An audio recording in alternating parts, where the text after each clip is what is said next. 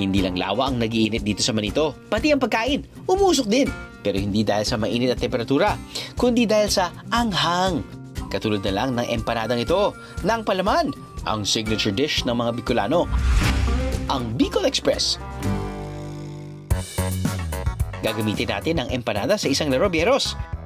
Alright mga bihara, nandito tayo ngayon sa Manito Albay para sa ating Bicol Express Empanada Game.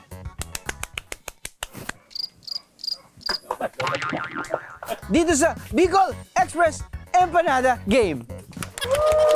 Yes! Woo! Charge. May konti pang charge. Simple lang ang mechanics ng game. Paunahan ng players na maubos ang hawak nilang empanada. Pero tuwing lilingon ako sa kanila, kailangan nilang tumigil sa pagkain at paggalaw. Kung sino man ang mahuli kong gumalaw, tanggal na sa laro. Let's play the game in 3, 2, 1. Anyway, yung Bicol Express Empanada, ay, nakikinig na sila. Sarap, malutong, bagong luto. Pero, mga statwa. Oh, parang may kinamot lang yung isa. Maski mata hindi gumagalaw. Aha! Huli ka! Subo na subo! Ang galing ng...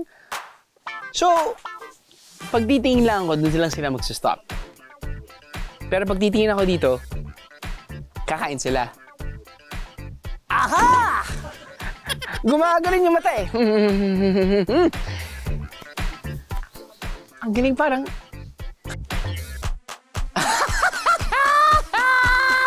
wala pa. Ang ganda ng pagkain ng Bicol. Aha!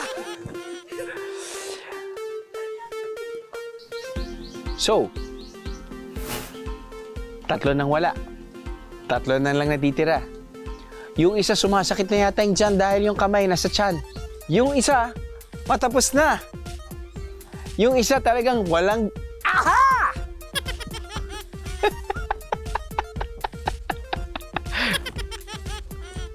So, ang tanong, ubos na ba ang Bicol Express? Ubos na nga ba? Wah! Ibig sabihin nun, pareho silang dalawang panalo. Yay!